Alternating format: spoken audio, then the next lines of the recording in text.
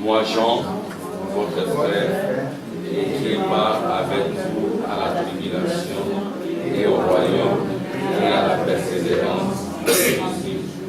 J'étais appelé Patmos à cause de la parole de Dieu et des témoignages de Jésus. J'ai fui la vie en esprit au jour du Seigneur et j'entendis derrière moi une voix forte comme le son d'une trompette qui disait ce que tu vois écrit dans un livre et envoyé pour cette église à Éphèse, à Smyrne, à Perga, à Thyatire, à Sardes, à Philadelphie et à Laodicée. Je me retournai pour connaître quelle était la voix qui me parlait et après me retourner, j'ai vu cette chandelier. Et au milieu de cette chandelier, quelqu'un qui ressemblait à un fils d'homme, vêtu d'une longue robe et ayant une ceinture d'or sur la poitrine. Alléluia! Sa tête et ses cheveux étaient blancs comme de la blanche, comme de la neige. Ses yeux étaient comme une flamme de feu. Ses pieds étaient semblables à de lumière ardente, comme s'il était embrasé dans une fournaise, et sa voix était comme le bruit de grands oiseaux. Il avait dans sa droite cette étoile, de sa bouche sortait une épée aiguë à tête tranchante, et son visage était comme le soleil lorsqu'il brille dans sa force. Quand je l'ai vu, je tombais à ses pieds comme mort. Il posa sur moi sa main droite en disant, je suis le premier et le dernier. Amen. Et le vivant, je suis mort et voici je suis vivant pour que je tienne la mort et ce jour de mort. Et qui donc les choses que tu as vues et celles qui sont et celles qui doivent arriver après elles. Ministère de cette étoile que tu as vue dans sa droite et de cette chandelier d'or. De cette étoile sont les anges de cette église et de ces chandeliers sont les sept églises. Amen. Amen. Nous bénisse. Vous asseoir. Aujourd'hui, nous allons beaucoup plus insister sur le sceau. Amen. Parce que tout ce dont nous parlons, c'est en lien avec le sceau. Nous connaissons toutes ces choses parce que les sceaux ont été brisés. Et Daniel avait vu ces mystères des sceaux. Dieu lui a dit, cache ces choses, elles seront révélées au temps de la fin. Et nous avons défini le temps de la fin. Le temps de la fin, c'est la fin de la 70e semaine de Daniel. C'est-à-dire que Frère Branham dira, si nous pouvons bien comprendre le calendrier de Daniel, alors nous saurons le temps dans lequel nous vivons. Parce qu'il y a plusieurs calendriers. Le Frère Branham dit que le meilleur calendrier, le calendrier parfait, qui indique le temps dans lequel nous vivons, qui indique les promesses accomplies pour notre temps, qui indique les attributs de Jésus, comment Jésus se manifeste, qui indique les exigences de l'épouse, les exigences que Dieu a à l'endroit de l'épouse, comment se comporter dans ce temps de la fin. Tous ces secrets ont été révélés. Et Dieu ne fait rien, il révèle toujours ses secrets à ses serviteurs et prophètes. Et nous savons que quand Dieu veut parler à Israël, il envoie l'ange Gabriel. Et c'est l'ange Gabriel qui avait rencontré Daniel.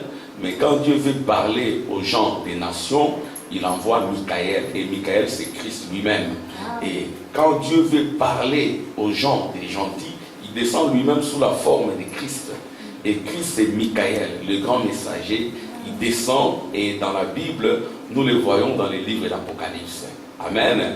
Et en tant qu'épouse de Jésus, Frère Branham dit, nous sommes censés connaître tous les secrets en lien avec la venue de notre époux, la venue de notre Seigneur. Amen. Parce que vous ne pouvez pas dire que vous êtes l'épouse et vous ne connaissez pas les secrets. C'est ce qu'il a été dit à Daniel, de les sceller, de ne pas les écrire, de ne pas les publier. Paul aussi a vu les mêmes choses. Dieu lui a interdit. Mais au temps de la fin, il a été dit à Jean de parler de toutes ces choses. Et toutes ces choses sont révélées à un moment précis. C'est ainsi que tout ce dont nous parlons ici, ce sont les mystères des sceaux. Amen. Donc notre foi est fondée sur le sceau, et le sceau signifie une œuvre achevée. Amen. Vous voyez donc, si nous connaissons le sceau, alors nous allons éviter les évangiles sociaux. Voyez-vous, nous ne prêchons pas un évangile social parce que nous avons le sceau.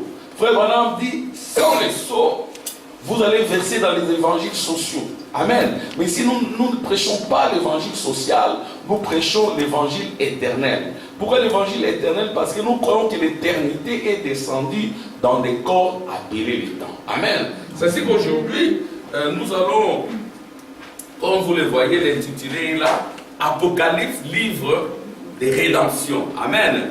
Frère Branham a prêché un message intitulé Apocalypse, livre des symboles. C'est lui-même qui a prêché cela. Et comme nous sommes ses auxiliaires, nous recevons notre révélation du prophète, cette prédication avait été déjà prêchée. Apocalypse, livre des symboles, nous vous prions d'aller glaner, exactement comme Ruth. C'est lié à Boaz qui était très âgé. Amen. Et Ruth qui était une fille ici d'une union de malédiction parce qu'elle est une des ancêtres de Lot qui avait commis fornication, qui avait commis impudicité avec ses propres enfants. Nous avons vu qu'il y a des générations qui étaient sous la malédiction, les 10 générations pendant 400 ans. Mais dans cette bouillabaisse, dans cette saleté, Dieu a tiré quelqu'un, Ruth, qui est notre représentante. Et Ruth, c'était une travailleuse, ce n'était pas une paresseuse. Voyez-vous, Ruth, elle a traversé la mer morte avec le fleuve mort, le fleuve noir ou le fleuve de la mort avec Naomi et s'est attachée à Naomi. Elle a dit, je ne veux pas te lâcher. Et Naomi, c'est Israël, voyez-vous. Elle s'est attachée à Naomi et lui a dit, je ne veux pas te lâcher. Ton Dieu sera mon Dieu. Amen. Où tu seras, je serai aussi là. Elle a traversé, n'est-ce pas, la mer morte. Elle est arrivée en Israël. Et là, en Israël, elle a glané. Elle a glané dans le champ de Boaz. Elle a cherché dans le champ de Boaz jusqu'à ce qu'elle a trouvé grâce aux yeux de Boaz. Elle s'est unie à Boaz. C'est ce que nous avons chanté. Les noces de l'agneau sont venues. Maranatha. Amen. Mais son épouse s'est elle-même préparée.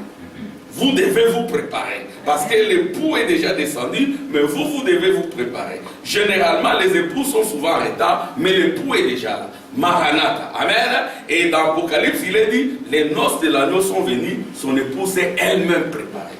Amen. C'est ce que Frère Branham dira. Quand vous venez au Seigneur, il y a des choses que vous devez faire vous-même.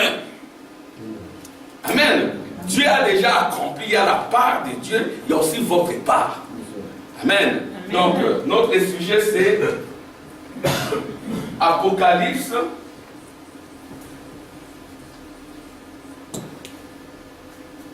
livre de la rédemption.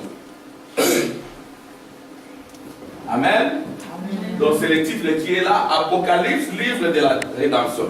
Alors maintenant, généralement quand on dit Apocalypse, les gens ont peur. Amen. Les gens voyaient la catastrophe, les cataclysmes, la faim. Amen. Ça c'est pour les méchants. Mais pour l'épouse de Jésus, Apocalypse signifie révélation. Amen. C'est ça. Apocalypse signifie révélation. Et l'église du Dieu vivant est bâtie sur la révélation. Et la révélation, ce n'est pas le pays de la chair et du sang. Amen. La révélation, ce n'est pas le pays de la chair et du sang. C'est ce qu'il a été dit à Abraham. Amen. Quitte le pays de ton père et de ta mère. C'est ce que les choses dont nous parlons dans les livres de l'Apocalypse, ça n'a rien à voir avec la chair et le sang. Il ne faut pas en faire des applications charnelles et naturelles. c'est dans un autre monde, c'est le monde de la révélation. Et nous avons vu que la révélation, c'est la foi. Et la foi, c'est Abraham. Amen. Notre Père commence par la foi, la révélation. Et sans la révélation, vous ne pouvez pas servir Dieu. Tout commence par la révélation. C'est ainsi que Apocalypse, c'est le livre des révélations. C'est ainsi que Jésus avait dit à Pierre, ce ne sont pas la chair et le sang qui t'ont révélé, c'est mon Père qui est dans le ciel. Dieu, Pierre c'est la révélation. Amen. Et sur cette pierre, j'ai bâtirai mon église. C'est ainsi que Frère Branham dira, l'église n'est pas bâtie sur l'homme Jésus, ni sur Pierre, mais l'église est bâtie sur la révélation de qui est Jésus. Alléluia. C'est ce que tout ce que nous faisons, ça doit être une révélation. Et la révélation, c'est parce que Dieu se révèle à vous. Vous connaissez qui est Dieu, comment il s'est fait chair. Vous connaissez votre Dieu, et Dieu vous connaît. Ce n'est pas le monde de la chair et du sang. Amen. Donc c'est ça le livre de l'Apocalypse. Apocalypse, c'est la révélation. Amen. Quand on dit Apocalypse, ne voyez pas les cataclysmes, ne voyez pas la fin, c'est la révélation. Et votre foi doit être la révélation. Et la révélation, elle vient du trône de Dieu. C'est Dieu lui-même qui entre en vous et qui vous parle. Alors, quand on dit les livres, là aussi, les gens en ont fait des compréhensions charnelles. Quand on dit les livres, frère Ryan, ce n'est pas un livre comme celui-ci. Amen. Ce n'est pas un livre comme celui-ci. Frère Branham dit que les livres, c'est quoi? Il dit que les livres, c'est la vie.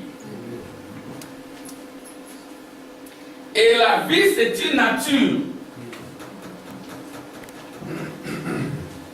Donc, dans le livre ici, Frère Branham dit, il y a un livre qui indique la vie charnelle, c'est-à-dire votre première naissance. Quand vous naissez, il y a un livre qui s'ouvre. Il y a une nature qui est écrite. Et Frère Branham dit, c'est de ces livres-là que les noms seront effacés. Et puis, il y a un autre livre qui concerne la nouvelle naissance. La nouvelle naissance, quand vous naissez en Dieu, il y a un livre aussi. Alors ce livre-là, c'est le livre de la vie éternelle. Donc il y a deux livres. Il y a un livre dont les noms seront effacés. C'est votre vie charnelle. C'est l'homme de Genèse 2. C'est l'homme de la poussière de la terre. Et puis il y a un livre dont les noms ne seront jamais effacés. C'est la vie éternelle. C'est ce que nous avons dit que nous avons été élus dès avant la fondation du monde. Dieu nous a connus dès avant la fondation du monde. Il nous a appelés. C'est ce que nous avons dit la fois passée, que nous sommes des créatures éternelles. Nous ne sommes pas des créatures du temps. C'est ce que la révélation n'a rien à voir avec les créatures du temps. Dans les livres de l'Apocalypse ici, c'est écrit en symbole. Il faut un prophète pour donner la signification de chaque symbole. Parce que si vous y entrez sans révélation, vous allez vous casser la nuque. Alléluia. Il faut un prophète avec la révélation. Amen. Donc il y a les livres, il y a deux livres. Quand on dit livre, au ciel il n'y a pas d'imprimerie comme nous le disons toujours. Amen. Au ciel il n'y a pas d'imprimerie. L'homme de la chair et du sang va s'imaginer des imprimeries avec un gros livre dans lequel les noms sont écrits, on ne sait pas moi par qui. Les livres ici, c'est la vie éternelle ou la vie charnelle. Quand vous naissez, c'est un livre. Et quand vous mourrez, les noms sont effacés. Ce sont des natures charnelles. Mais il y a des noms qui ne seront jamais effacés parce que ces noms-là, c'est la famille, c'est Jésus-Christ. Et le nom de Jésus ne sera jamais effacé.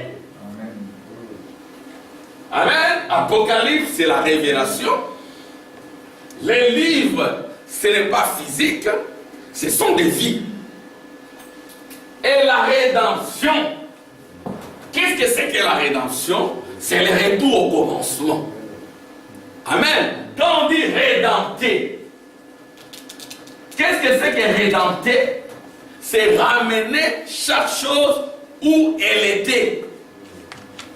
C'est ça la rédemption. Rédempter quelqu'un, c'est ramener la personne où elle a vécu le plus. Amen. Elle ne peut être ramenée que c'est lui qui a été au commencement ou avant le commencement. La rédemption, ce n'est pas pour tout le monde. Et nous comprenons que la rédemption, c'est aussi l'adoption. Et l'adoption, c'est aussi le placement. Alléluia. La rédemption indique la place de chacun.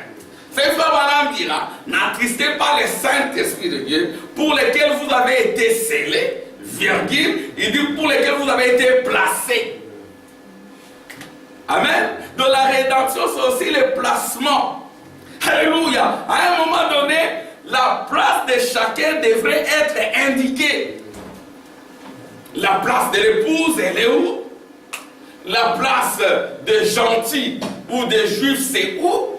La place des 24 anciens, c'est où? La place des apôtres, c'est où? La place de l'épouse, c'est où? La place des 10 vierges, des vierges folles, c'est où? La place des 144 000, c'est où? Amen. Tout doit être révélé au temps de la fin.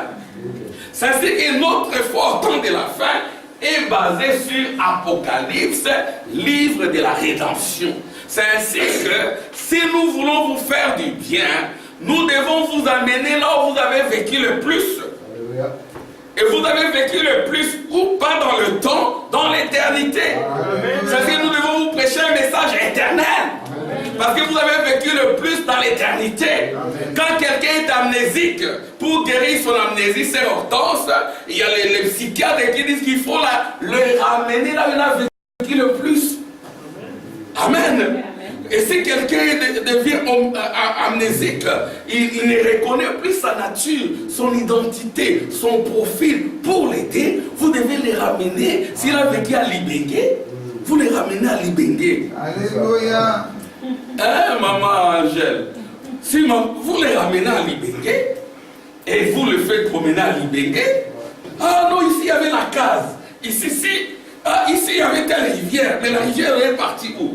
Ici, c'était notre maison. Ici, si vous remarquez qu'elle commence à présenter les signes, amen, des réminiscences, les signes de reconnaissance, il se reconnaît, il reconnaît son endroit, vous direz qu'il est guéri de son amnésie.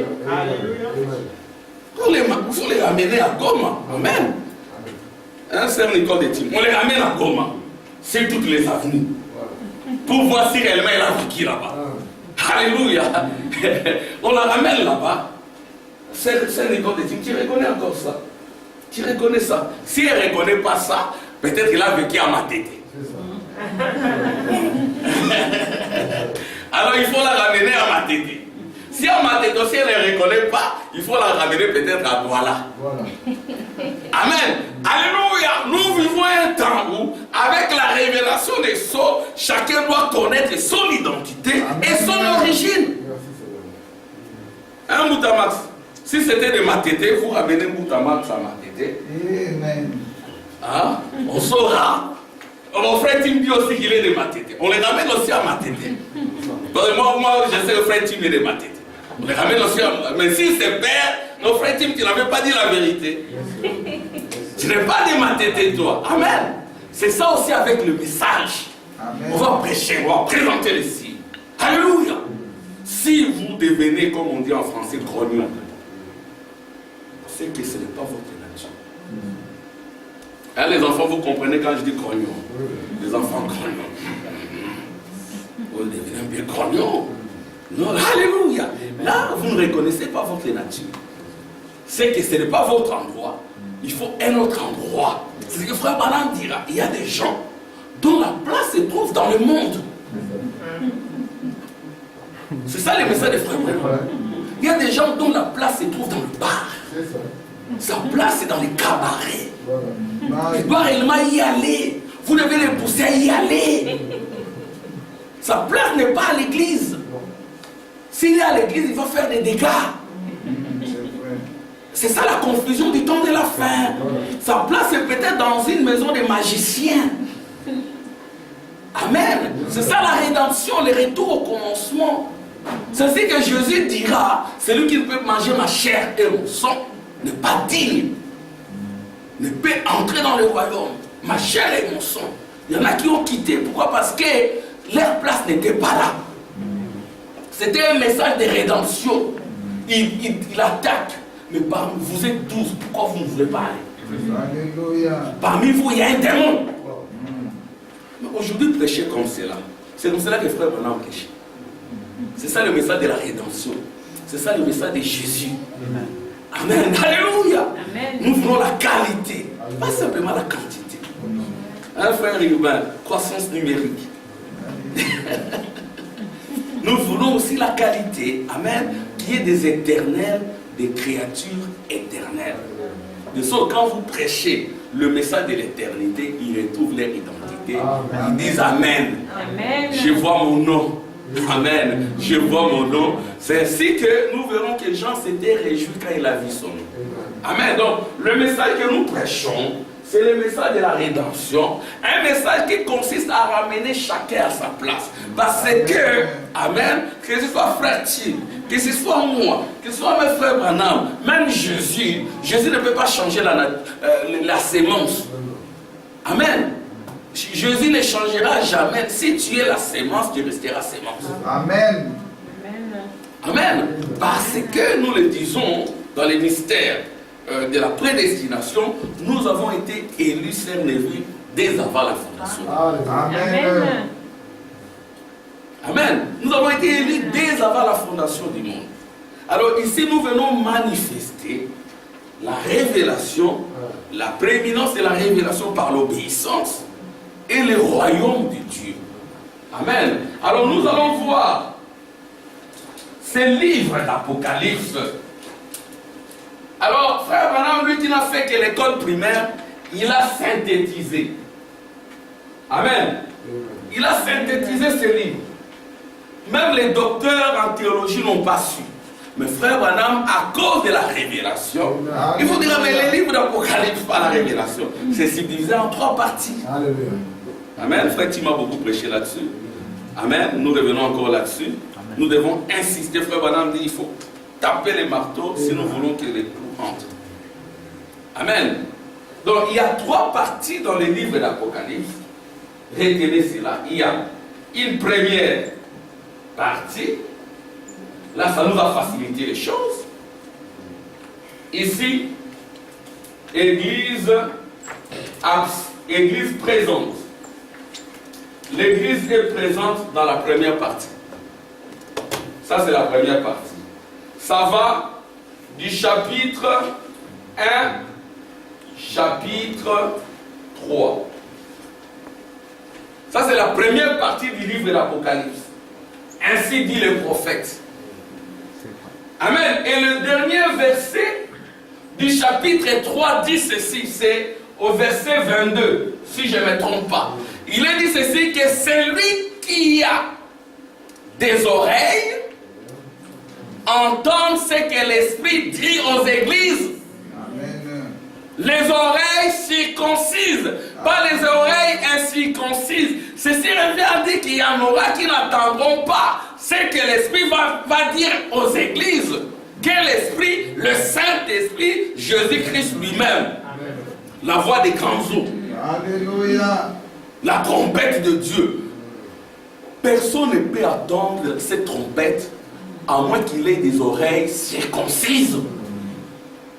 Quand il va entendre, il entendra, il reconnaîtra. C'est ainsi que ces chapitres, ici, cette première partie, comme le dit le prophète, se termine comme cela, Sœur Max.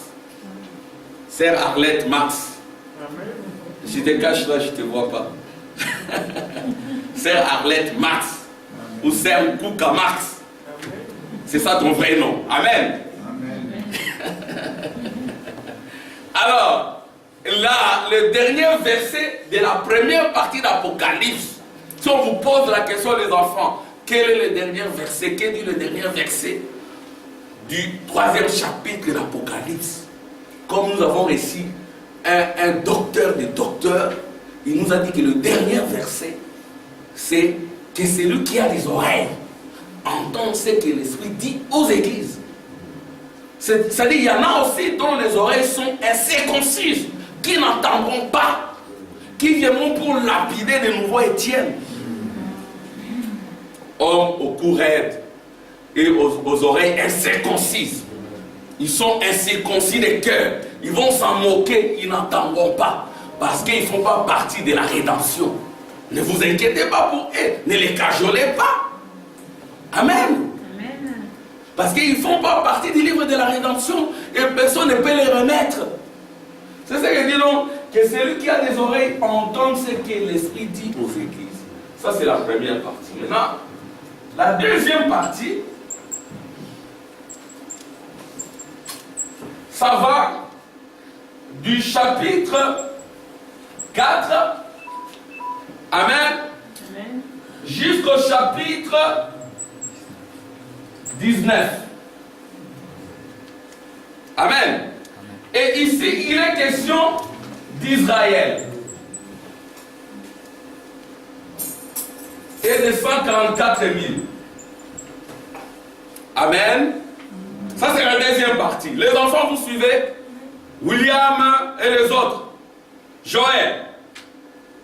Quand frère Max et moi, nous serons là avec des cannes, c'est possible. Comme frère Tim l'a dit, ne vous moquez pas des vieillards. Amen. Nous sommes tous passés par là. Amen. Nous étions aussi comme vous, avec beaucoup de chair. Amen. Mais moi, je ne regrette pas ces moments. C'était des moments un peu difficiles pour moi. Parce que je ne connaissais pas le Seigneur, mais le Seigneur m'a protégé. Je me réjouis maintenant. Pas vous? Amen. Le moment où on se réjouit le plus, c'est quand on rencontre le Seigneur. Amen. Sans le Seigneur, ce serait dur. Parce que je suis de Yolo. Vous connaissez le quartier de Yolo, c'est un mauvais quartier. Et puis l'humidité, c'est encore terrible. Voyez-vous, ce sont des mauvais quartiers. Et moi, je ne peux jamais regretter le temps passé.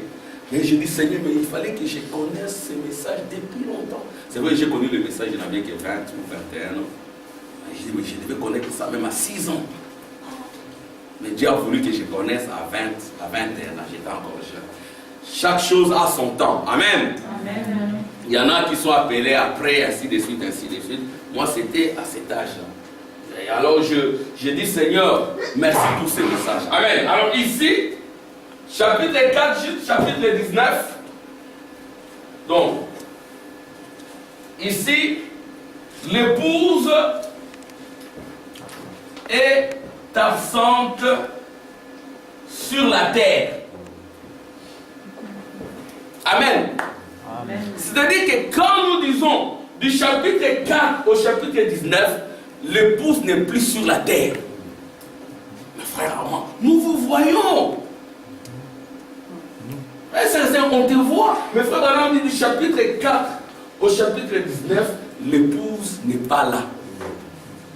Et l'épouse retourne au chapitre 19, du chapitre 19 jusqu'au chapitre 22. Frère, voilà, les deux sont là. Les deux, c'est qui? C'est... Je mets ces drapeaux. Amen. La pyramide, les drapeaux d'Israël. Donc c'est ça. Donc il y a l'épouse dans son jour et Israël dans sa patrie. Où? Attention, quand Israël est dans sa patrie, faites bien attention, parce que Israël c'est l'horloge de Dieu. Amen. Faites bien attention, parce que Jésus avait dit, quand vous voyez les figuiers bourgeonner, c'est que l'été est proche. Et l'été annonce le soleil. C'est que Jésus dira, cette génération ne passera pas. Elle verra, la génération qui verra les figuiers bourgeonner. Et là, nous sommes plus loin dans Apocalypse chapitre 19 et Apocalypse chapitre 22. Et il y a eu une prophétie au Branham Tabernacle où un frère sous l'onction, il est venu mettre sa main sur les épaules des frères Branham. Il dira, nous pourrions appeler ce message le 23e chapitre d'Apocalypse. Il n'y a pas 23 chapitres. Il n'y a que 22 chapitres. Amen. Et frère Branham dit, nous sommes au 22e chapitre d'Apocalypse. Faites bien attention. Pourquoi? Parce qu'Israël est déjà retourné dans sa patrie. Maintenant, ici, nous sommes dans la révélation. Amen. Alors, les trois parties, c'est quoi? Du premier chapitre au troisième chapitre, ce sont les âges des églises. Les âges des églises, les 7 chandeliers. Les âges des églises. Du chapitre 4 au chapitre 19, l'église est déjà enlevée. Et quand nous disons église, ce n'est pas le royaume de la chair et du sang, c'est votre âme. Amen. C'est votre âme. Et après, au chapitre 19, c'est le temps d'Israël, le retour d'Israël dans sa patrie. Et c'est ici que s'achève le plan de la rédemption. Le plan du salut, ça s'achève là. Alors, si vous voulez bien connaître le plan de la rédemption, voici les trois parties résumées par les prophètes. C'est comme cela que le prophète a simplifié Apocalypse. Trois parties. Il y a une partie où l'épouse est présente, une partie où l'épouse est absente sur la terre, et une autre partie où l'épouse revient avec l'époux pour régner sur la terre. Et la première terre, c'est votre corps. Amen. Bon, je vais lire un peu les prophètes. Aujourd'hui, c'est l'anniversaire de la sœur Hortense. Nous allons partager un gâteau. Amen. À la fin. Bon, je vais lire ce que disent les prophètes. Je lis d'abord dans la Bible ce qu'on venait de lire. Donc, ce sont là les trois parties. Et ces trois parties, vous ne devez jamais les oublier. Et si vous connaissez ces trois parties, alors la Bible devient un livre nouveau. Amen. Amen. Apocalypse au chapitre 1. Je vais lire dans la Bible.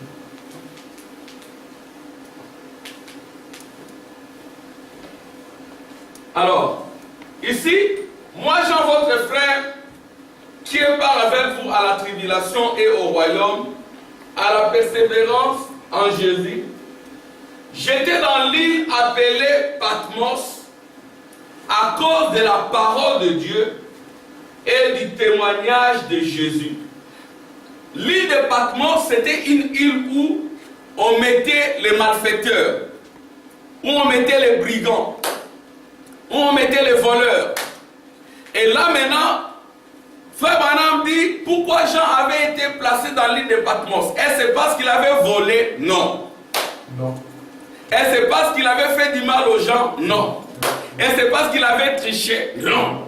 Jean avait mené une vie pieuse.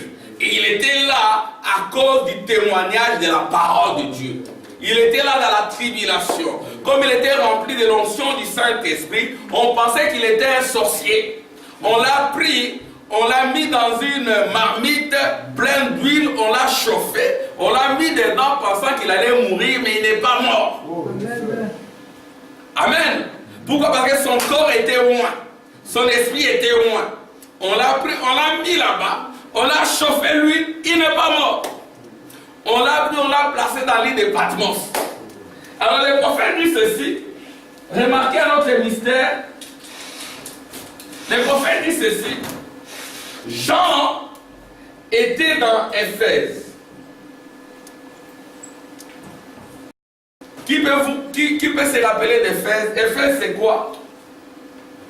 Qui peut s'en rappeler? Éphèse c'est quoi? Oui. C'est... Je n'entends pas. Oui. C'est le... Oui, mais c'est quand? Ça signifie quoi? C'est le premier âge de l'Église. Ici, c'est le premier âge de l'Église. Alors, Jean était à Éphèse.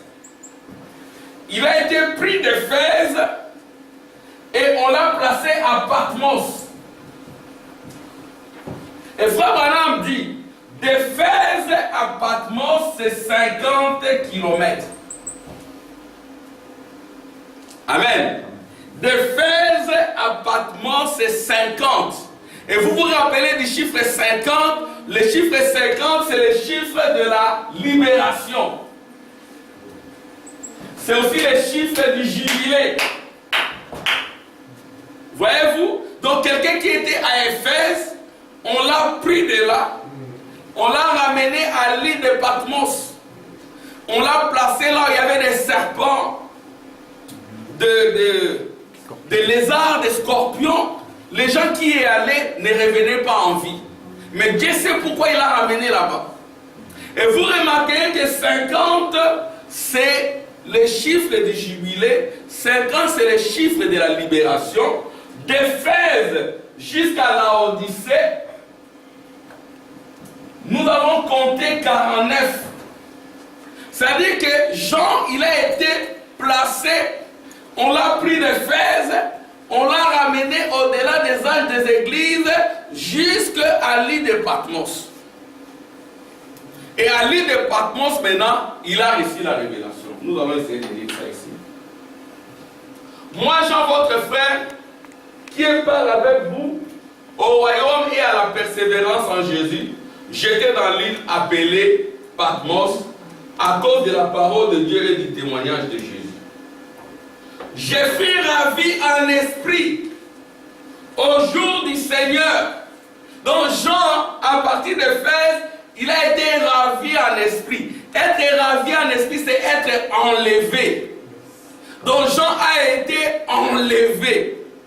Et il a été enlevé, on l'a pris d'Éphèse, on l'a ramené au-delà de Smyrne, au-delà de Pergame, au-delà de Thyatire, au-delà de Sardes, de Philadelphie, de Laodicée. C'est ainsi que Jean a vu tout ce qui s'est passé dans Éphèse, dans Smyrne, dans Pergame, dans Thyatire, dans Sardes, dans Philadelphie et dans Laodicée. Ceci revient à dire que pour connaître les âges des églises, il faut d'abord être enlevé. Si vous n'êtes pas ravi en esprit, vous ne connaîtrez même pas les âges des églises. Amen. Amen. Comment savez-vous que c'est Paul qui était le messager de l'âge d'Éphèse?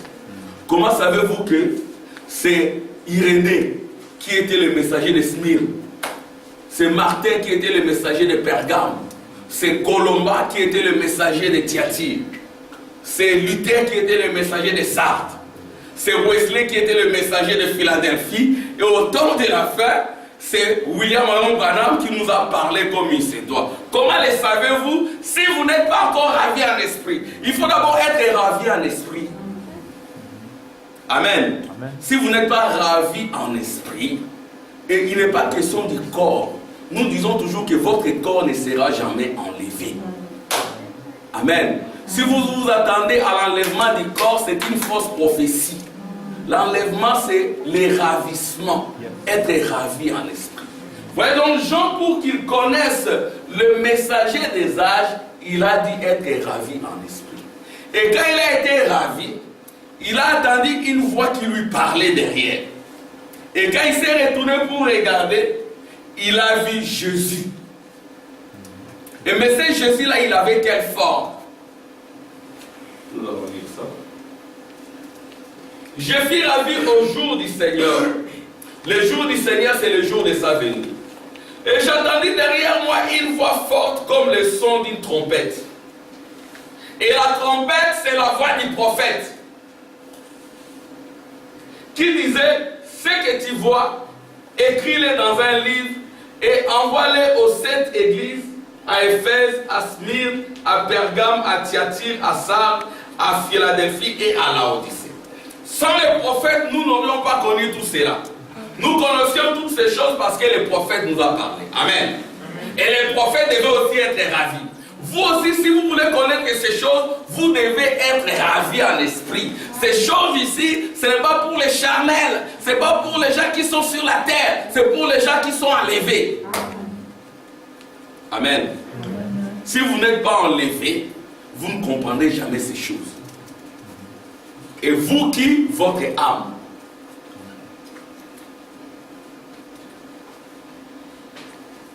je me retournais pour connaître quelle était la voix qui me parlait. Et après m'être retourné, j'ai vu 7 chandeliers.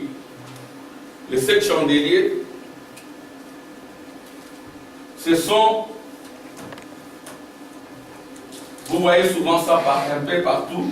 Quand on dit 7 chandeliers, c'est comme ça. Donc ce sont 7 chandelles.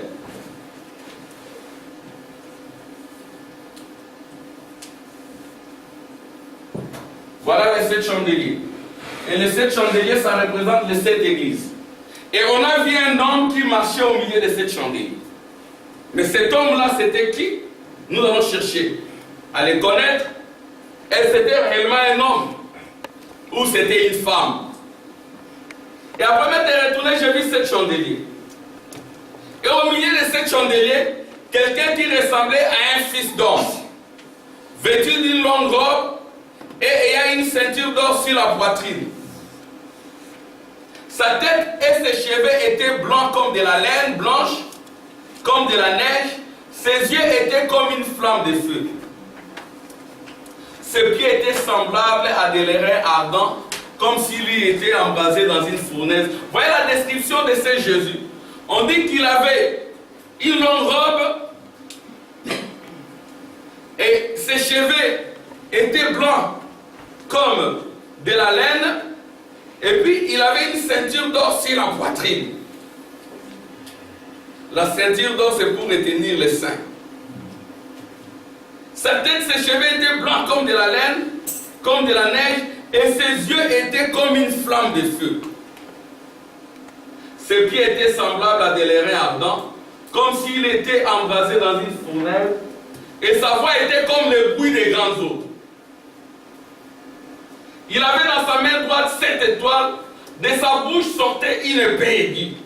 Alors les gens maintenant, ils placent cela simplement pour Jésus. Mais le Jésus qu'on voit ici, il est au milieu de son peuple. Il ressemble à son peuple. Amen. Amen. Il ressemble à son... On dit qu'il a des yeux de flammes de feu.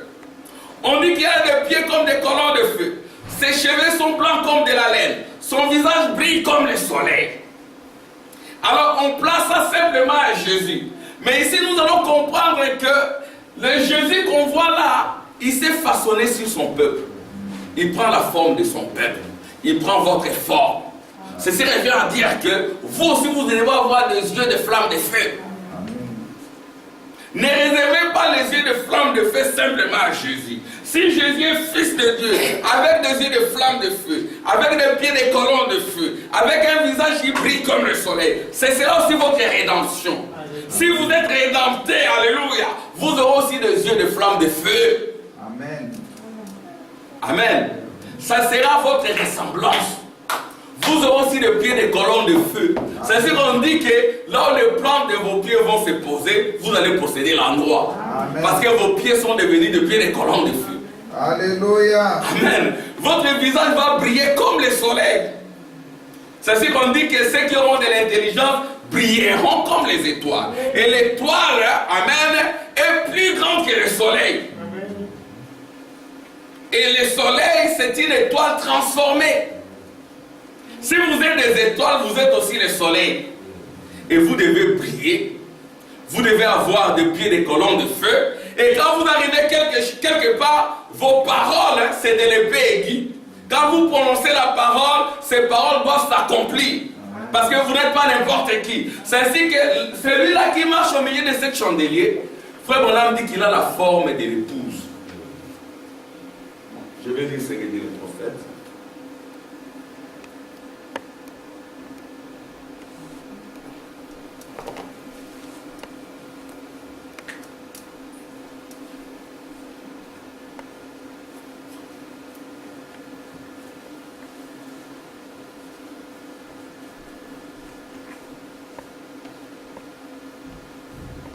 Bon, je vais lire ce que je répète un peu ce que nous avons vu là. Maintenant, suivez très bien. Maintenant, nous voyons que l'Apocalypse est réparti en 3 parties. La première, ce sont les 3 premiers chapitres, c'est rapportant à l'Église. Ça se rapporte à vous. C'est-à-dire que quand Jésus est au milieu de l'Église, il prend votre forme. Ça c'est rapportant à l'église, au message l'ange aux âges de l'église, et ensuite elle disparaît juste au chapitre 3 et ne réapparaît qu'au chapitre 19. Elle revient au chapitre 19. Entre-temps, Dieu traite avec les Juifs. Puis à partir de là, c'est entre la venue de la grande cité de Jérusalem et du scellement du peuple d'Israël et tout à la fin des temps. C'est quand vous voyez Israël, faites bien attention. Ainsi ce soir, nous laissons donc immédiatement après ceci. Jean a vu sur l'île de Patmos combien se rappelle la distance qui séparait Patmos de la rive, à quelle distance se trouvait-elle? Ici on met environ 48,27, quelque part on dit aussi 50 de la côte. Et quelle était la circonférence de Patmos? Vous rappelez-vous un peu de géographie? Parce que frère Branham dit la géographie c'est aussi une Bible. On peut voir Dieu au travers de la géographie. Vous écoutez maintenant ce qui est dit ici. Et puisqu'il est l'époux, l'épouse doit ressusciter parce qu'elle est une partie de lui. C'est-à-dire quand vous voyez Jésus, vous voyez également l'épouse. Ils sont unis. Quand vous voyez Jésus avec des pieds de colonne de feu, avec des yeux de flamme de fer, c'est aussi l'épouse. Vous ne pouvez pas séparer Jésus de l'épouse. C'est que Jésus est l'épouse l'est. Alors, alléluia. C'est-à-dire qu'il ne faut pas être de Jésus seul. Jésus est tout puissant, moi je suis faible. Non. Si Jésus est tout puissant, vous aussi vous êtes tout puissant. Si Jésus est vainqueur, vous êtes plus que vainqueur. C'est ce que la fois passée nous avions dit que Jésus, il a eu beaucoup plus de succès dans le ministère de Frère Branham que dans son ministère à l'Est. Parce que dans Jean 14, il est dit, vous ferez davantage, vous ferez plus que moi. Amen. Amen. Et puisqu'il est l'époux, l'épouse doit ressusciter parce qu'elle est une partie de lui. Vous êtes une partie de Jésus. Amen. Et Jésus ne peut rien faire sans vous. Vous aussi, vous ne pouvez rien faire sans Jésus. Il y a complémentarité. L'époux ne peut rien sans l'épouse, l'épouse ne peut rien sans l'époux. Amen. C'est ça le vrai mariage. Jésus a besoin de vous. Pour qu'il accomplisse un miracle à Bruxelles, il regarde à vous. Vous aussi, pour accomplir un miracle, vous regardez à Jésus. Vous faites l'unité. Amen. Elle ne peut pas, de tout ce que d'autres avaient annoncé au sujet de l'épouse, elle ne peut que manifester. Si elle fait autre chose que ce que l'époux avait fait, elle n'est pas l'épouse. Amen. Si vous faites autre chose que ce que Jésus avait fait, vous n'êtes pas l'épouse. En effet, elle est chair de sa chair, os de son os. Donc vous êtes chair de Jésus, os de Jésus. Je vais attendre les amens. Vous êtes la chair de Jésus, vous êtes l'os de Jésus. Et à la croix, vous étiez là. Frère Branham dit, Jésus est mort à la croix, mâle et femelle. Donc vous êtes mort avec Jésus, vous êtes aussi ressuscité avec lui. C'est ainsi que la victoire de Jésus est aussi votre victoire. Si elle fait autre chose, en effet, elle est chair de sa chair, os de son os, vie de sa vie, puissance de sa puissance. Vous êtes la puissance de Jésus. Elle est lui. Amen. L'épouse est Jésus. Je vais attendre des amens. L'épouse est Jésus. Vous êtes Jésus. Vous n'êtes pas le diable, vous êtes Jésus. Si vous n'êtes pas Jésus, vous n'êtes pas l'épouse. C'est ce que tantôt je disais, c'est la sœur Max. C'est la partie féminine de frère Max. Amen. Mais pour nous, c'est imparfait. On va voir l'époux d'un côté. Nos mariages, frère Branham dit, ce sont des mariages imparfaits. Je vais attendre les amens. Nos mariages sont des mariages imparfaits. À un moment donné, on peut mal se comprendre. À un moment donné, madame peut se fâcher aussi. Amen. À un moment donné, c'est homme aussi se fâcher. Frère madame demandait pardon. Ou inversement. Amen. Mais avec Jésus, c'est parfait. C'est-à-dire qu'on ne voit pas deux entités, on voit une seule entité. Et nous tous, nous sommes l'épouse de Jésus. Et frère Branham dira que même Jésus lui-même était l'épouse. On va lire ça. Jésus lui-même était une femme. Alléluia. Amen. Pourquoi Jésus était une femme? La femme, c'est l'obéissance. C'est ainsi que l'obéissance à toute la parole de Dieu vous donne le droit à la puissance de Dieu. Si vous voulez être puissant, soyez simplement obéissant. Si vous êtes obéissant à la parole de Dieu, rien ne vous échappera. Amen. Jésus a vaincu parce qu'il était obéissant jusqu'à la mort. Et si vous êtes obéissant, demandez ce que vous voulez. Parce que vous demanderez dans la parole de Dieu, vous demanderez la parole de Dieu. Souvent nous ne recevons pas, soit parce que nous ne sommes pas dans la parole de Dieu, ou nous sommes en dehors de la parole de Dieu. Si mes paroles demeurent en vous, je demeure en vous, demandez ce que vous pouvez. C'est ainsi que Frère Branham dira, pour obtenir les signes, pour obtenir la vie littérale de Jésus, il faut l'obéissance. L'église doit être obéissante. Si vous êtes obéissants les enfants, si vous êtes obéissants mes soeurs, mes frères, demandez ce que vous pouvez. Vous allez demander selon les signes. Vous direz, Seigneur, j'ai été baptisé au nom de Jésus. Seigneur, j'ai écrit dans les messages du temps de la fin. Seigneur, tu as dit que tu enverras les prophètes, je crois. Seigneur, dans Apocalypse chapitre 10 qui est descendu. Amen. C'est comme ça qu'il faut prier en présentant les signes. Et vous aurez la solution à tous vos problèmes. C'est question d'avoir la foi. La foi, ce n'est pas ramener plus loin. C'est dire j'ai la chose. J'ai la chose et c'est de confesser. Amen. Elle est lui. Donc l'épouse est lui. De même que l'homme et la femme sont un et que la femme a été prise de son côté, elle en recevant un esprit, l'esprit féminin qui vient de lui, la chair de son côté, ce qui a alors constitué la mécanique et aussi la dynamique, sa femme, son esprit à lui et sa chair à lui. Donc vous êtes la chair de Jésus. C'est ainsi que vous ne pouvez pas faire de cette chair ici n'importe quoi. Vous devez soumettre votre chair à la volonté de Jésus. Parce que vous êtes l'épouse. Amen. Et l'épouse devient Jésus. Si vous voulez voir Jésus à Bruxelles, on doit vous voir.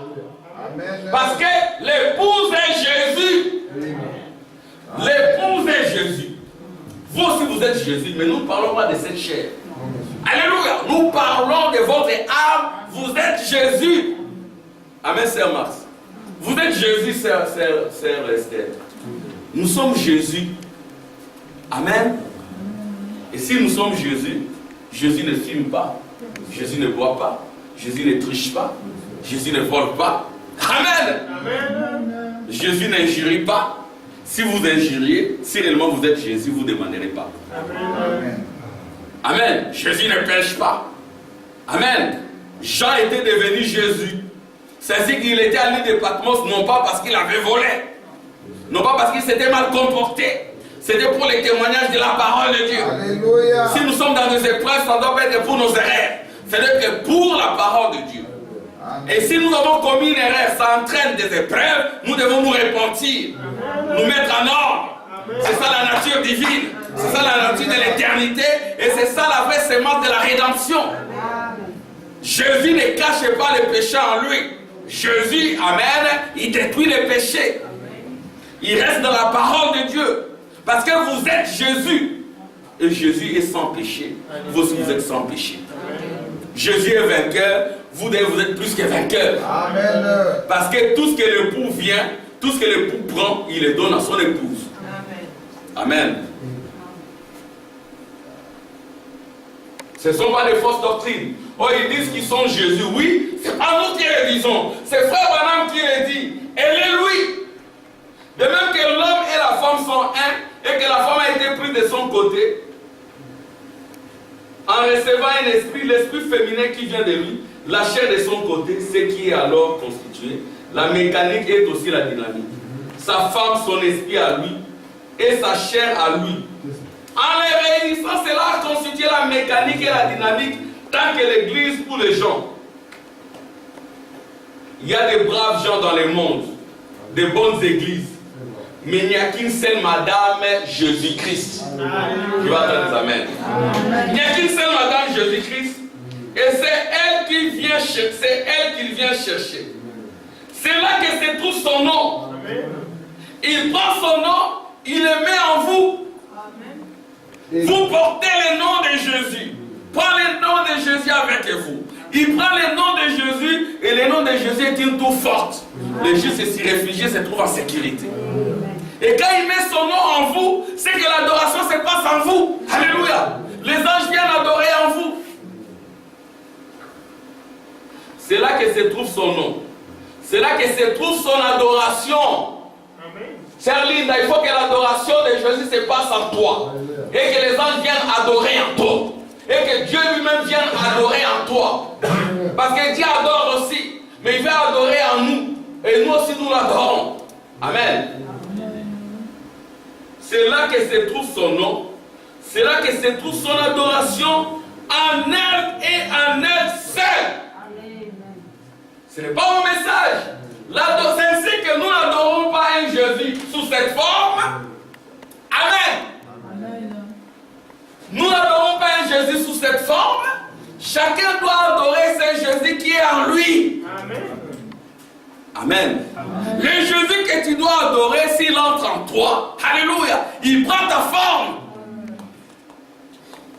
Et quand tu marches, tu es Jésus. Et l'adoration se passe en toi. Parce que le prophète dit, le Seigneur d'adoration, c'est dans son épouse, en elle et en elle seule. Amen. Alors allez-vous adorer un blond avec une barbe. Ne faites pas de telles imaginations. L'adoration, c'est quand le Saint-Esprit, Maman Angèle, entre en toi. C'est ainsi que nous devons naître de nouveau. Quand vous recevez la parole en vous, le lieu d'adoration s'établit en vous, frère Mao. Amen. Vous devenez Jésus. C'est ça l'objectif. Jésus est mort à la croix pour que vous deveniez lui. Amen. Alléluia. C'est là que se trouve son adoration. En elle et en elle seule. C'est vrai. Oh oui, monsieur. Nous voyons que c'est vrai. Qu'un ancien ne vient pas démolir ça. Qu'on ne vous dise pas que ce sont des fausses doctrines. Nous ne lisons pas les prophètes. Amen. Amen. Vous pouvez vous repentir, vous pouvez faire ça, mais vous n'adorez pas encore. Les gens peuvent se repentir. Quand vous vous repentez, ce n'est pas encore l'adoration. L'adoration, c'est quand le lieu d'adoration s'établit en vous. Quand vous devenez le lieu d'adoration. Alléluia, j'aimerais devenir ce lieu d'adoration où les anges peuvent monter et descendre. Alléluia. Amen. Gloire à Dieu. Merci Seigneur. Oh, merci Jésus. Oh, merci pour cette révélation. Merci Seigneur. J'aimerais devenir ce lieu d'adoration. Écoutez maintenant cette question. Est-ce que l'épouse de Christ et l'époux de Christ, est-ce que l'épouse de Christ et le corps de Christ, c'est la même chose? Ça, c'est une question. Question-réponse sur le fond. Est-ce que l'épouse de Christ et le corps de Christ, c'est la même chose? Oui, messieurs. Voyez, bon, tenez là. Vous voyez, je ne veux pas me mettre à parler de ça. Parce que je prêcherai une prédication là-dessus. Vous voyez, mais je ne vais pas le faire. Seulement, je vais vous montrer quand Dieu a donné à Adam son épouse, prise de son côté, celui-ci a dit, elle est chair de ma chair et os de mon os. Écoutez maintenant ici. Allumez la lumière. 25 janvier 1964. Eat a bride tree. Hein? Donc, c'est l'arbre épouse. Ça, c'est en anglais. Eat a bride tree, c'est l'arbre épouse. Jesus was the bride. Amen. Jésus était l'épouse. Alléluia. Jesus was the bride. Jésus était l'épouse. Jésus était l'épouse. Pourquoi il était l'épouse? Parce qu'il était dans la soumission, il était obéissant. L'épouse est obéissant, il était obéissant à la parole. Et si vous êtes obéissant à la parole, vous devenez l'épouse. C'est ainsi que dans la révélation, nous comprenons que Jésus était l'épouse. Jésus était l'épouse. Amen. Jésus était l'épouse. Écoutez ce qui est dit ici.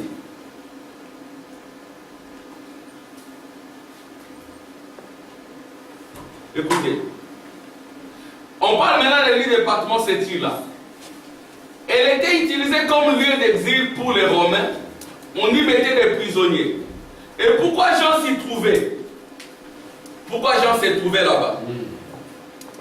Qu'avait-il fait? Avait-il volé? Amen. Jean n'avait pas volé. Alors il ne faut pas dire que je suis enlevé, je peux voler. Alléluia. Nous voyons que Jean fit ravir en esprit au jour du Seigneur. Et il était là. Il n'avait pas volé. Alléluia. Si vous volez, arrangez votre vie. Amen. Et ne prêchez pas, ne dites pas aux gens, vous pouvez voler. Non, Jean n'avait pas volé. Il était déjà délivré de ces choses. Qu'avait-il fait? Avait-il volé quelque chose? Non. Était-il? On l'y avait jeté parce qu'il dérangeait les gens et agissait mal? Non. Il n'agissait pas mal, il ne se battait pas. Non. Pourquoi se retrouvait-il là? À cause de la parole et de son témoignage. Oui. Pour avoir prêché l'évangile. Amen. Je dis cela pourquoi? Parce que même ici à Bruxelles, j'ai rencontré un de mes frères, un de mes beaux-frères. Il me dit, ah, mes frères, moi j'ai rencontré quelqu'un qui me dit qu'il peut pécher dans sa chair. Mais ce n'est pas son âme. Je dis, Dieu, mais en tout cas, celui-là, il ne prie pas chez nous, mais il prie ailleurs. Donc, cette semence-là s'est propagée ici. C'est ce que nous, Dieu de la chair, nous frappons. Amen. Je ne même pas là, frère Tim. Frère Tim, écoute-moi. Un frère qui prie dans telle église, écoute-moi ce qu'il me dit. C'est une église où on est peut-être dans le deuxième exode. Mais j'ai dit non, on ne peut pas voler. Amen. Vous ne pouvez pas dire que je peux pécher dans la chair parce que mon âme est enlevée. Non. Alléluia. Jean n'avait pas volé. Jean n'avait pas dérangé qui que ce soit. Mais Jean est le type de l'épouse. Jean, c'est l'amour de Dieu. C'est la porte que Jésus aimait le plus. Il était là non pas à cause d'un mauvais témoignage. Il était là à cause du témoignage de la parole. C'est ainsi que l'épouse, amen, est Jésus, et Jésus est l'épouse. En ces temps-là, on saura que je suis en vous, vous êtes en moi, je suis dans le Père est en moi, et nous formons l'unité.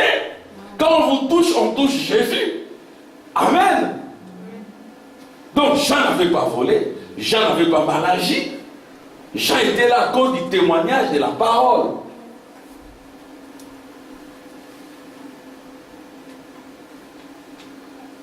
Et quelque chose peut-il arriver aux chrétiens sans que cela ne soit pour son bien? C'était aussi pour son bien. Il n'a pas dit, mais mon Dieu n'est pas puissant.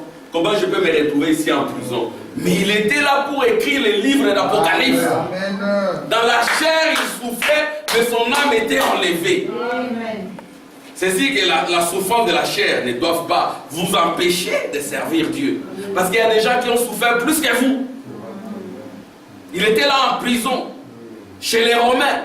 On l'avait jeté là-bas pour qu'il ne retourne pas. Mais là, il n'a pas été, il n'est pas mort, parce que Dieu le protégeait. Amen. Tous ceux qui étaient envoyés là-bas mouraient, mais Jean n'est pas mort.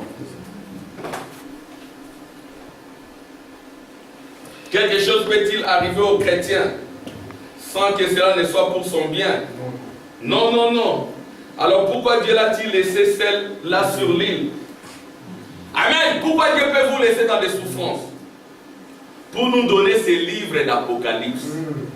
Vous voyez, Dieu peut laisser le diable. Dieu peut laisser le diable croire n'importe quoi à tout moment, n'est-ce pas? Il le fait simplement. Je l'aime, car je ne pas à être intelligent, voyez-vous. Je ne sais pas comprendre les choses plus que Dieu. Si j'étais intelligent, j'oublierais probablement tout à ces sujets. Parce que je sais que nul ne peut être aussi intelligent que lui. Dieu peut te placer dans une prison. Tu n'es pas plus intelligent que Dieu. Je sais pourquoi il t'a placé là-bas. Comme il a placé Joseph en prison, il savait. Amen. Et Joseph, en tant que fils de Dieu, il devait s'attendre au Seigneur. Tu peux avoir une maladie, Dieu sait pourquoi. Tu n'es pas plus intelligent que Dieu. Tu dois te soumettre à Dieu. Amen. Tu veux comprendre certaines situations, mais pourquoi ceci m'arrive? Mais Dieu est plus intelligent que toi. Amen. Tu n'es pas plus intelligent que Dieu. Si tu es de Dieu, attends-toi au Seigneur. Ceux qui s'attendent au Seigneur, ils renouvellent leurs énergies. Et Dieu ne les abandonne pas. Joseph était là en prison. Il pouvait dire, mais moi, je suis un maudit. Mes frères m'ont vendu. J'arrive ici, ça semblait marcher. Et la femme de Potiphar monte sur mon compte. Pourtant, je l'avais fui. Seigneur, pourquoi tu m'abandonnes? Il ne s'est pas plaint. Alléluia. Amen. Parce qu'il se disait, il n'est pas plus intelligent que Dieu. Et puis, il a été jeté dans la prison. Pendant autant d'années. Mais il était là. Il savait que Dieu va les délivrer. Et de la prison, Dieu l'a élevé. Amen. Amen. Vous n'êtes pas plus intelligent que Dieu. Nous ne sommes pas plus intelligents que Dieu. Si un problème nous arrive, adoptons l'attitude de l'épouse. L'épouse est soumise. Jésus, Amen, était l'épouse, Dieu l'a abandonné. Il a dit, mon Dieu, pourquoi m'as-tu abandonné? Il était là crucifié nu. Il est le type de Joseph. Amen, l'antitype de Joseph. Mais Dieu ne l'a pas abandonné. De la prison, il l'a élevé roi. Amen. Nous ne sommes pas plus intelligents que Dieu. Nous ne devons pas continuer à nous plaindre indéfiniment. Non. Nous devons croire en Dieu. Peu importe les sacrifices, peu importe les situations, peu importe les épreuves. Tellement bon, Dieu n'abandonne jamais les siens. Amen. Alléluia. Amen. Ne maudissons pas Dieu. Nous connaissons beaucoup de gens qui sont passés par des situations délicates. Job, il n'a pas maudit Dieu. Amen. Amen. Jésus n'a pas maudit Dieu. Dieu l'a abandonné. Il a été fouetté. Mais comment les gens pouvaient croire encore? Mais aujourd'hui, nous croyons en Jésus. Amen. Les Juifs, la plupart disent que c'est un voleur. C'est un malfaiteur. Maudit soit quiconque est maudit. Et maudit est celui qui est pendu au bois. Amen. Maudit quiconque qui est pendu au bois. Jésus a été pendu au bois. Il est maudit selon la parole. Mais il est une bénédiction pour nous. Amen. Il ne faut pas avoir l'habitude de maudire Dieu. Ou de se plaindre. Parce que les saints de Dieu ne se plaignent pas. Ils s'attendent au Seigneur. Si j'étais intelligent, j'oublierais probablement tout à ces sujets. Parce que je sais que nul ne peut être aussi intelligent que lui. Quoi que j'aie, je m'abandonne à lui. Je fais simplement ce qu'il dit. C'est tout. Des fois, c'est vraiment contraire à ma façon de concevoir la chose. Vous pensez que quand vous êtes chrétien, vous devez être comme ceci, comme cela. Ça, c'est votre façon de voir les choses. Dieu a également sa manière de voir les choses. Amen. Et vous devez vous placer selon la manière de Dieu. Alléluia, vous attendre à lui. Mais je sais que s'il conduit la chose, il est intelligent. Dieu est intelligent. Nous devons croire dans son intelligence. Amen. Il sait ce qu'il fait. Dieu sait ce qu'il fait. Moi, je ne sais pas. Amen. Dieu sait ce qu'il fait. Moi, je ne sais pas. Alors, je le laisse simplement faire. Vous voyez? Et alors, tout va bien, vous voyez? Je le laisse simplement faire. C'est ça, frère Neville, bien sûr. Je le laisse simplement faire. N'est-ce pas, mes soeurs? N'est-ce pas, mes frères? Amen. Laissez Dieu faire. Même si vous êtes cloué au lit d'hôpitaux, laissez Dieu faire. Amen. Alléluia. C'est ça, frère Neville, bien sûr. Je le laisse simplement faire cela. Vous voyez? Il est celui qui sait ce qu'il fait. Moi, je ne sais pas. Vous voyez? Ainsi, je ne sais tout simplement pas de recevoir d'énormes fleurs et tout. Mais je m'humilie simplement et je dis, mais voici, Père, à tout moment que tu auras besoin de moi. Amen. Ainsi, je fais juste comme cela. Et cela marche toujours bien. Quand vous agissez comme cela, Vous êtes malade, vous continuez à remercier le Seigneur. Vous êtes dans des situations délicates, vous continuez à remercier le Seigneur. Vous dites Seigneur, merci pour cette maladie. Merci Seigneur pour ces injures. Alléluia. C'est toi qui l'as permis. Merci Seigneur pour telle situation. Merci Seigneur pour telle situation. Ça va toujours bien marcher. Amen. Ça marchera toujours bien. Mais si vous voulez vous montrer plus intelligent que Dieu, ça ne marchera jamais. Le prophète dit, cela marche toujours bien.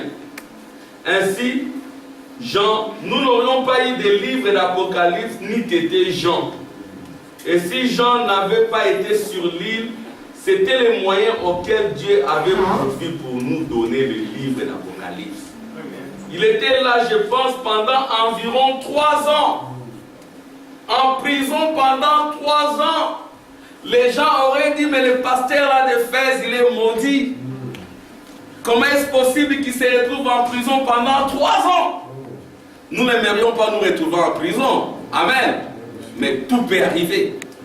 Amen. Mais nous n'aimerions pas ça. Mais cela est arrivé à Jean. Les gens pouvaient parler, dire n'importe quoi. Leur pasteur, il a été crucifié nu. Voilà Jean, il est arrêté à Rome. Leur administrateur financier s'est pendu après qu'il ait trahi.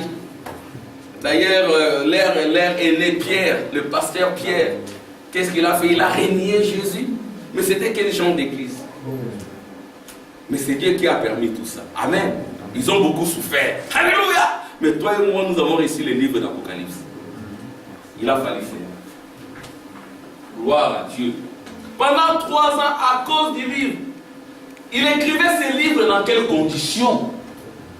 Amen. Dans quelles conditions il a écrit ses livres? Et dans quelles conditions toi et moi nous nous retrouvons pour ne pas lire ces livres? Amen. Ainsi, Jean, nous n'aurions pas eu des livres d'Apocalypse ni de Jean. Et si Jean n'avait pas été sur l'île, c'était les moyens auxquels Dieu avait pourvu pour nous donner les livres d'Apocalypse. Je pense pendant environ 3 ans à cause du livre. Amen. Maintenant, nous l'avions donc quitté à la fin de l'invitation au verset 22 du chapitre 3, disant que celui qui a des oreilles entende ce que l'Esprit dit aux églises. Amen. C'est-à-dire que les 3 premiers chapitres d'Apocalypse se terminent par là, que celui qui a des oreilles circoncises. Si vous n'avez pas d'oreilles, vous ne saisirez pas. Amen. Il faut avoir des oreilles circoncises pour attendre la trompette. Sans oreilles circoncises, vous n'attendrez rien. Sans les cœurs circoncis, vous ne recevrez rien. Alléluia. Sans les yeux circoncis, vous ne verrez rien. Et vous ne comprendrez rien. C'est un problème de révélation. Et la révélation ne peut pas venir aux oreilles incirconcises, au cœur incirconcis. Si vous avez la révélation avec un cœur incirconcis, vous ferez des dégâts. Amen. Vous ferez des dégâts. Il faut des oreilles circoncises, de chair circoncis. Amen. Et là, vous serez exactement comme Jésus. Parce que Jésus était aussi circoncis. Ne soyez pas incirconcis des cœurs. Que celui qui a des oreilles entende ce que l'Esprit dit aux églises. À présent, commençons par le chapitre 4. C'est par ici que je termine. Donc, il a été enlevé au chapitre 4. Et maintenant, il regarde derrière, il voit Jésus sous la forme d'une femme. C'est vous et moi. Amen. Et puis, Dieu lui dit, regarde maintenant devant toi ce qui va arriver. Ce qui va arriver, c'est quoi? C'est le trône.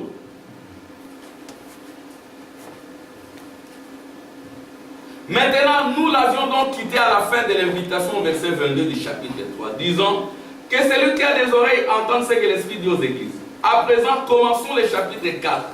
Après cela, j'ai regardé, et voici une porte était ouverte dans le ciel. La première fois que j'avais entendu le son d'une trompette et qui me parlait dit, monte ici. Je te ferai voir ce qui doit arriver dans la suite. C'est-à-dire que la même voie qui était derrière, elle s'est déplacée, amen, pour se placer devant. Et derrière, c'était le chaos. Parce que c'est la fin des âges des églises. Et maintenant, devant, il y a quoi? Nous allons prendre cela verset par verset. Et j'ai beaucoup de critiques que j'ai notées ici. Un tas, je ne sais pas jusqu'où nous irons. Que le Seigneur nous conduise. Amen. Que le Seigneur nous conduise. Et tout cela, c'est pas ici que je termine. Et tout cela, après ce moment-là, se rapportera, arrivera sur la terre après l'enlèvement de l'église. Voyez-vous, après l'enlèvement. C'est pour retourner à ce moment-là, prendre Israël, après l'âge de l'église, après les âges de l'église. L'église n'apparaît plus juste dans Apocalypse chapitre 19. Et quand elle revient avec son époux. Là, dans Apocalypse chapitre 19, c'est le retour. Alors, je termine par une seule citation qui va nous pousser à réfléchir. Amen. C'est juste une seule citation parce que ça doit nous enlever la confusion sur l'enlèvement. Alors, l'horloge, c'est Israël. Si nous voyons Israël dans sa patrie, et nous voyons des armées investir Israël, le prophète dit, quand vous voyez des armées investir Israël, l'enlèvement a déjà eu lieu. Amen. Amen. Quand nous regardons Israël, c'est pour faire une bonne lecture. C'est pas ici que je termine. Dieu mal compris. Dieu est mal compris. Nous sommes souvent mal compris. Dieu est mal compris. Maintenant, si vous remarquez bien, Ézéchiel 38 et 39 parle de Gog et Magog. Gog et Magog, c'est quand la Russie va attaquer. Amen. C'est ça Gog et Magog. Un jour, par la grâce de Dieu, on verra tout ça. Maintenant, si vous remarquez bien, Ézéchiel 38 et 39 parle de Gog et Magog. C'est un peu bizarre, hein? Mais c'est comme ça. Gog et Magog. Lequel est la Russie? On n'a pas dit IRSS. Ici, nous sommes en 1961. Quand Frère Branham parle de la Russie n'existait pas encore. C'est IRSS. C'est ce que nous disons toujours, que regardez à Israël. Et Frère Branham dit aussi, regardez au roi du Nord. Regardez aux Russes. Quand vous voyez Poutine s'élever, ce n'est pas pour rien. Celui qui a lu les prophètes, il comprend. Amen. Alléluia. Écoutez-moi. Maintenant, si vous remarquez bien, Ézéchiel 38 et 39 parle de Gog et Magog. Lequel est la Russie? Le pays du Nord. Maintenant, je ne dis pas que c'est exact. Le prophète, il est tellement humble. Il dit, je ne dis pas que c'est exact. Mais selon ma façon d'enseigner cela, cela se produit après l'enlèvement. Amen. Amen. C'est après l'enlèvement, Sœur Max. C'est après l'enlèvement, Sœur Manuela. C'est après l'enlèvement, Sœur Urbain. Selon ma façon d'enseigner cela se produit après l'enlèvement, après que l'église a été enlevée, et Dieu s'occupera de Gog et Magog quand ils viendront là pour attaquer Israël. Amen. Quand ils viennent pour attaquer Israël, depuis 1946, ils ne font qu'attaquer Israël. Alléluia. Amen. Depuis 1946, ils font qu'attaquer Israël. Et la Russie, parfois, elle est derrière. Parce que la Russie, c'est l'allié de la Syrie et de l'Iran. La Russie a toujours été là derrière. La Russie était l'allié de l'Égypte. Alléluia. La Russie est toujours là. Et la Russie sera toujours là. Et Frère Branham dit, la Russie enverra une bombe au Vatican, une autre bombe aux États-Unis. Ainsi dit le Seigneur. Amen. Ce sont là les événements politiques et internationaux rendus clairs par la prophétie. Quand vous voyez Poutine parler, nous voyons les prophètes. Nous disons que le prophète en a parlé. Nous sommes les hommes les plus heureux. Nous sommes l'épouse, nous connaissons tous les secrets. Frère Branham dit, l'épouse de Jésus a le droit de connaître tous les secrets, même ceux qui sont relatifs à la venue du Seigneur. Rien ne peut vous être caché comme un pentecôtiste. Non. Amen. Comme un laodicéen. Oui, nous sommes pentecôtistes et plus. Nous croyons dans le baptême du Saint-Esprit, mais nous croyons dans le Saint-Esprit, la venue du Seigneur, qui nous révèle tous les secrets, même ceux de sa venue. Amen. Gloire à Dieu. Alléluia. Maintenant, je ne dis pas que c'est exact, mais selon ma façon d'enseigner cela s'est produit après l'enlèvement, nous est-il. Après que l'église a été enlevée, et Dieu s'occupera de Gog et Magog quand ils viendront là pour attaquer Israël. Et je pense que cela arrivera après l'enlèvement. Maintenant, ça ne veut pas dire qu'il en est ainsi, voyez-vous. Mais c'est simplement ma façon d'enseigner cela. Je pense que c'est ce que les gens voulaient savoir, quelle était mon opinion. Amen. L'opinion du prophète est là. Quand vous voyez Israël être investi, être attaqué, 1946, 1956, 1967, 1981, ça sont des calendriers charnels. Israël, c'est l'horloge de Dieu. Quand vous voyez Israël dans sa patrie, tout est accompli. Alléluia. Alléluia. Nous n'attendons plus l'enlèvement. Nous attendons la révélation de l'enlèvement. Amen. Je n'attends plus l'enlèvement, sœur Lino. J'attends la révélation de l'enlèvement. Amen. Quand vous voyez Israël être investi, faites bien attention. Amen. Que Dieu vous bénisse. Amen.